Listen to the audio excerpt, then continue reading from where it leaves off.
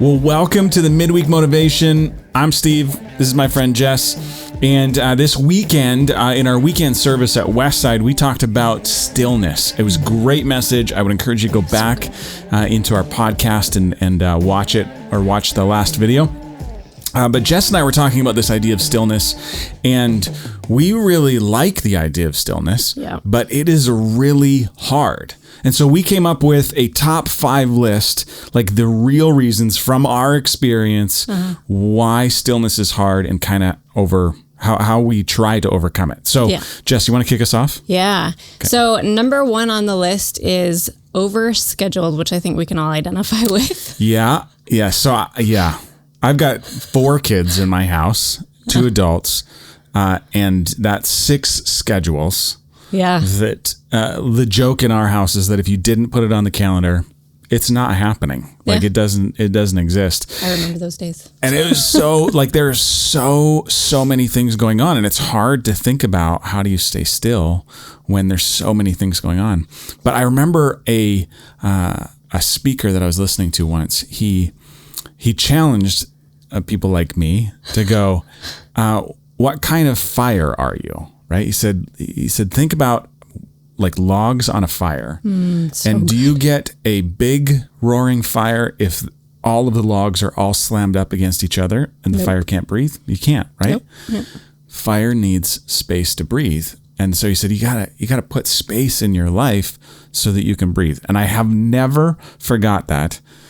Although it's hard sometimes to implement it, it's such a good reminder that, man, you need space. Can't overschedule your life. Yeah, for sure. So that was number 1. Number 2 that we came up with was when you turn stress into more activity. Yeah.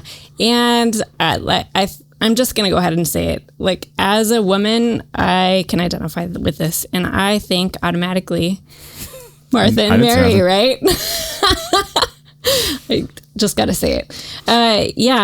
Martha and Mary, like, you know the story maybe, and if it's all about like Jesus walking, through at this town, and Martha invites him and his disciples into her home, and coming off of Thanksgiving, we can really identify with this, I think, inviting a big group of people into your home and all of the stressors that come along with that. You want to make sure that it's all, every T is crossed, every I is dotted, the, turkey is basted and ready to go, and the baseboards are clean. Are washed.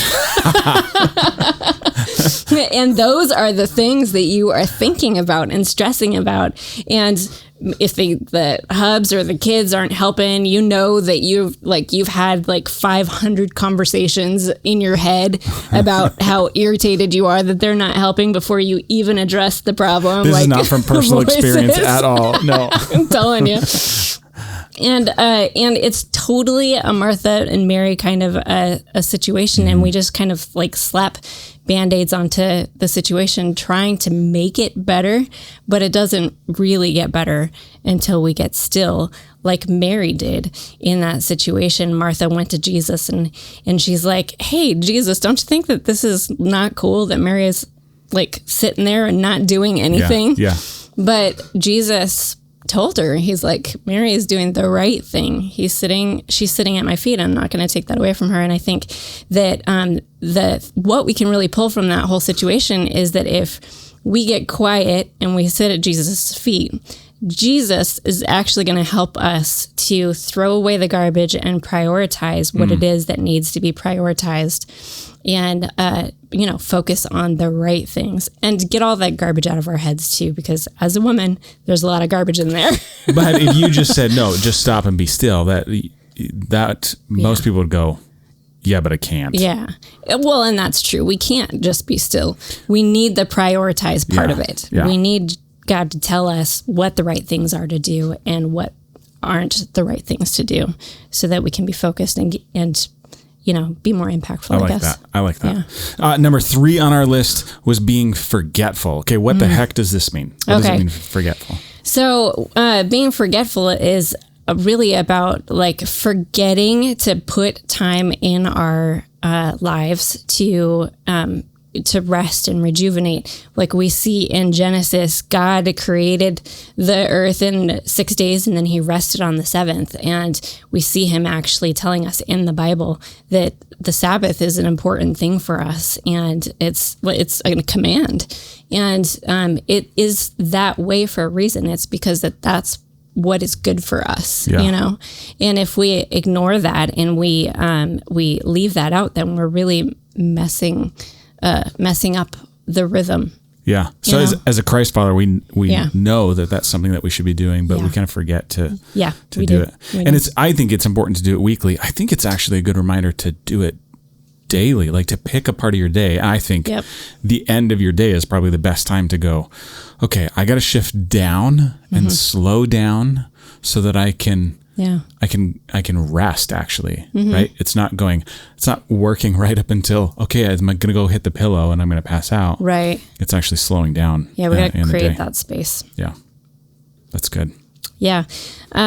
So let's see. Number 4 is being unresponsive, just keeping to push through or just pushing through the day. So when we came up with this one, if you don't know this, Jessica used to be my executive assistant. Yeah. And on a weekly basis, we would kind of go through what was coming that week. And I very often would have days where I was like, I don't know how I don't know how it's all going to get done. I'm freaking out. And if she saw that happen over a few weeks in a row, she would usually call me out on it and say, hey, have you scheduled a prayer walk? Yeah. And I got to tell you, in those moments, I didn't like her very much, but I also was very grateful. I was very grateful because she's usually right? Like I needed to stop for a second and schedule some time and respond to like those things that like when I was feeling overwhelmed, I need to respond to that and to actually set some time aside. And for me, it was like, go find a body of water, take a journal, slow down for a second. Yeah. Isn't it interesting that response is actually stillness in those moments? Like we feel like we have to be, like I said before, with stress and activity, we feel like we got to be slapping Band-Aids on and doing more things to make things better. But that's not the answer. It's actually stillness. No, you got to respond. Yeah. Number 5 on our list was this idea that we kind of replay in our head, the soundtrack that's in our head that says, I've got this. I don't need any help. Yeah. Our own, that's hilarious. Our own soundtrack. Yeah. Yeah. That's good words. I know. Yeah. So when I think about this, I know for me, when I'm on the mountaintop, then I cry out to God and I'm like, thank you so much for it's great. This awesome stuff that's happening. When I'm in the valley, I cry out to God and I'm like, God, help me. This is horrible. This is awful. But in between, that's where, I have my own theme song playing in my head. Yes. And, I got this. No, it's all good. But I think that the thing that we need to remember in those moments, or the thing that I need to remember in those moments, is that Luke 9:23 says that if any of you wants to be my followers, you must give up your own way and take up your cross daily and follow me. And so really in those moments when we're cool and sweet, then maybe we're missing something, Yeah. When we were talking about this one, it was interesting because we both had kind of a different take on it, right? Yeah. Yours was a reminder to go all the time. Yeah. Right. And mine was, what if you just told me in that moment where I was feeling like I've got this, just be still, Steve. I'd be like, I don't need to be still. I got this. I'm fine. Yeah. Right.